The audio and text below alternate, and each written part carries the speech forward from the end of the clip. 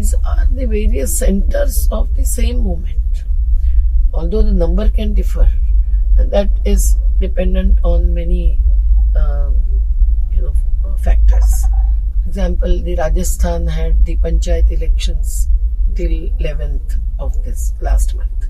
So on the 13th we were here, and the border was closed down partly, and then the more and more people have started joining. Singhu border have maximum people from Punjab and Haryana, and Tikri have the same. So mobilization is larger, and there is no doubt that the Punjab farmers have directly challenged the corporates. So this is a new phase in the farmers' movement, and that's very, very essential, and it is spreading across the country. This is necessary also for changing our own lifestyles. It is also necessary for changing the economy towards labor-intensive economy, with cottage industries and the small industries, so the medium industries at the most. But that will take a long time. It's not just a vision, but also practical programs. Operationalization of that vision matters. Now, moving towards that end will happen only when these first and the foremost demands are fulfilled, objectives are achieved. Otherwise, to talk about organic farming, to talk about the crop insurance, which is also looting the farmers. There are so many issues, but we cannot take up everything at the time.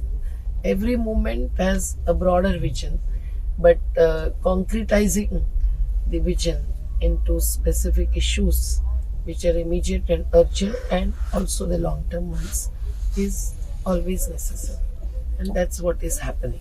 There is much commonality. The main thing is that so much of a genuine and very generous service is provided to all the participants in the movement, and that is the Gurudwara and the Parampara, the tradition of the Sikh community, and the way they are giving this service is really exemplary. They are also serving the urban poor people coming from the different bastis in Delhi. They are receiving in-kind support from various quarters, not just from the Sikh community, but others also.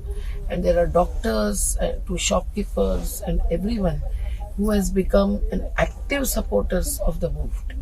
Now, there are false allegations having looked into this scenario that is coming from the ruling party and their all agents, and that is that they are saying that this is not a genuine movement of farmers themselves, but the traders and others are involved, and amongst the farmers also the tractor owners are the main ones.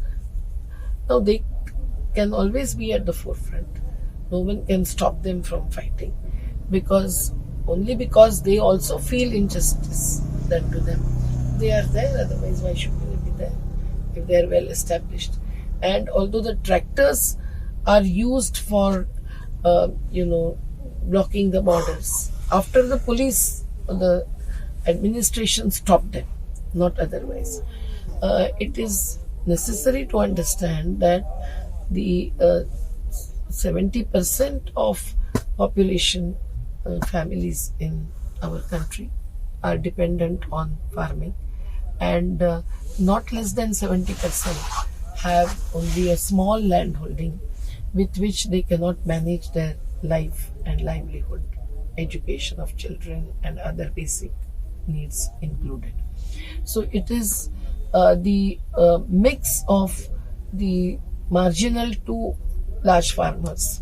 It is also necessary now to mobilize, and they are getting mobilized, to include every citizen in this country who is dependent on the public distribution system. Otherwise, the food security that is already lost partly due to the lockdown kind of situation will be lost forever. So every border now There are people coming from different states and different classes and different sections of population. All of those whom we have included in the widest definition of farmer as possible. So I think much commonality about the determination, commitment, and perseverance also needs to be recognized. And that's why it is not division in the movement. It is really the, Dhiradalu blockade kind of program that we had to resort